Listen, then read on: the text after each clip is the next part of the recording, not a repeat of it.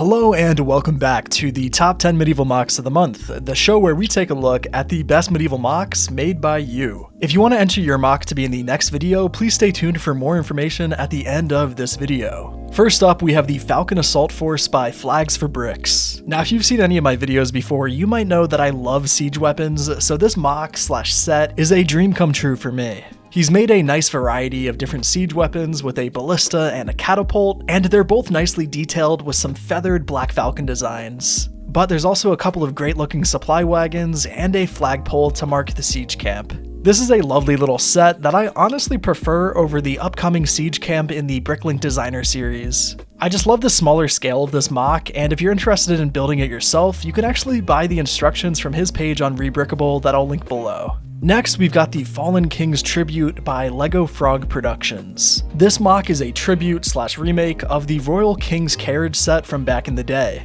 I love his version of the carriage from the original set. It keeps the same color scheme, but feels more modern with the subtle colors that we have access today. The snow falling off of the roof of the carriage was a nice touch, and it feeds into the lovely winterscape that he's made to display the MOC on. The trees look wonderful and have just the right amount of snow on them to feel realistic. Also, the terrain is really nicely done, and they found a nice balance between studs and tiles, which can always be a bit tricky depending on the type of terrain that you're depicting. Also, one of my favorite little character moments in this build is the soldier who's paying tribute to the gravestone, or maybe even it's a shrine, I can't quite tell. I'd also like to mention that I love how he's done the figures in this build. They are still very classic looking, but also use a few modern accessories that elevate the figures beyond what was available at the time. You can go check out LEGOFrogProductions on Instagram. He doesn't have much posted right now, but I'm sure he's got more MOCs on the way. Next up, we have an autumn-themed ambush by Sosohanys.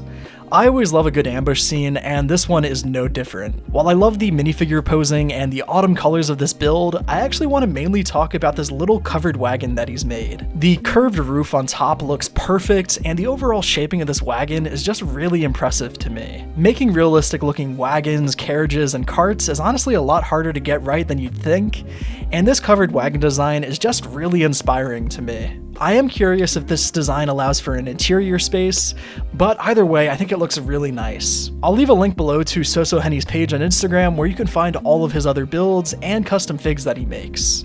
Next up, we have a few lovely little D&D habitats by Vacuum Cleaner 271. If you aren't familiar with minifigure habitats, they're just little vignettes that you can connect to each other. It's a fantastic way to practice certain MOC building techniques, and I'm a big fan of them. The ones that we're looking at today are made for 3 of the new D&D CMFs. First is the throne room entrance for the Dragonborn Paladin. The walls of the room are beautifully textured, and I love that he's included a small but really great looking stained glass window just below the dragon's shield. Also, of course, the minifigure staging here is great, and I love how he's made the Dragonborn kneel. Next is a simple little cave or maybe a mountain mine for the Dwarf Barbarian. There's not a whole lot to say about this one, but again, the texture work here is just super well done, with a lot of snot techniques to get those rough looking rocky walls. At first glance, you probably wouldn't even be able to tell that this was built as a minifigure habitat, which is pretty cool to see. And finally, the last habitat is for the elf bard that we can see him playing a little tune inside of a tavern. I love all the little details in this one. He's knocked a drink over onto the floor that's all spilling out, there's a hat for busking, and he's flung his sword into the wooden floor. Seriously, so well done, and the texturing of the walls, again, is just lovely. Vacuum Cleaner has got to be one of the best up-and-coming MOC builders that I have seen recently. The progress that he's made in his MOCs over the past couple months has been really cool to see, and I couldn't recommend you guys go check out his page enough. Next, we've got a very simple Black Falcon Keep on an island by Posh Gnome. This is a super simple but nicely done island castle that I wanted to include here because I don't think I've ever seen anyone else do a medieval lighthouse or anything like this in LEGO. Either way, this is a really neat little build, and I'd love to see you expand on it with more details and hopefully with real bricks at some point. This build just has a ton of potential to it, so please keep me updated. Thank you again to Posh Gnome for entering your build. Next, we've got a mountain castle by Warhold's Fall. This build really struck me because of its uniqueness. We of course see a lot of gray castle MOCs, but this one isn't just differently colored, it's also got a whole vibe and history to it that I really can't put into words. It feels simultaneously dwarven, but also elegant and elf-like. I love all the statues that are scattered across the outside of the castle, and the style of the architecture is super interesting. It's all very angular, and again, just feels really unique compared to what I'm used to seeing. But my favorite part about this build is easily the interiors. This war room / throne room, whatever it is really well dressed, and it's got a lot of stuff going on that just makes it feel realistic. Like, I can imagine all the minifigures actually walking about and going through their day in this castle. The same is true for the armory, where we have a group of soldiers that look like they're preparing for an excursion. Even though there's no written story or context on his Instagram page, I can still tell that there's some kind of backstory and a ton of thought that was put into this mock. And I'm super curious to learn more about it. I'd recommend you all go check out his page on Instagram if you're curious like me, because there's a ton more pictures of this build that I think you'll enjoy. Next up, we've got a few Game of Thrones mocks. First are a couple of small scenes by Ebaad. This one of Jon Snow on the wall is perfect, and it's super recognizable in my opinion. And the same is true for this balcony scene for Daenerys. I believe this is meant to resemble her balcony in Meereen, and I think he did a great job at it. I would really love to see you make some more of these LEGO A Song of Ice and Fire scenes, and thank you again for entering your builds. The other Game of Thrones build in this month's list is a micro-scale Red Keep by Pontus. Micro-scale builds aren't normally my cup of tea, but this one is undoubtedly great. This scale is really the only way you could accomplish making the Red Keep, and I think he's done a wonderful job at it. Some of the parts usages here are just super wacky, but work surprisingly well. Down here in the rocks, he's used a rat, a chicken, and even one of those dragon statue pieces. Really creative usages, and honestly kind of a flex that those work that well.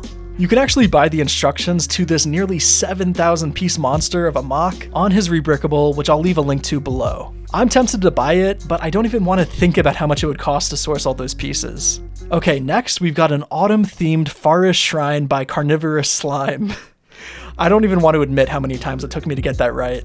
Anyways, Mr. Slime describes this build as being set in a grimdark world, similar to Warhammer Fantasy. It's centered on these 3 adventurers that have just discovered a shrine deep in the forest. But there's also a couple of curious orcs watching them as they move towards the shrine. I'm a huge fan of this build, the freeform design of it looks great, and the carved stone look on the shrine is really neat, and it goes well with the overall vibe of this build. Also, the minifigure posing here is just top notch.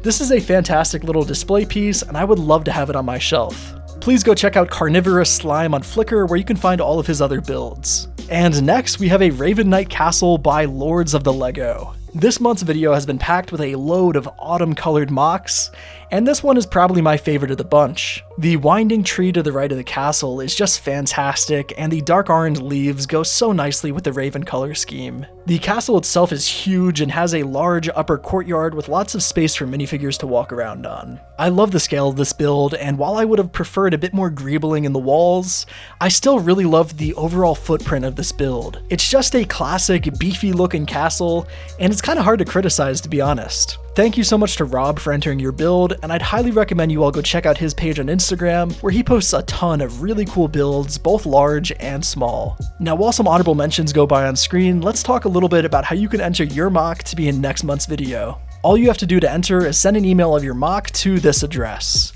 Please attach the images of your mock directly to this email, as that maintains the best possible image quality. If you didn't see your mock in the honorable mentions, it's probably because I ran out of time or couldn't access your images. I go over every single email I get, but I do apologize that I can't showcase everyone or respond to everyone's email. But with that being said, I really appreciate all of you for entering your mocks every month. Keep making awesome mocks, and as always, thank you so much for watching.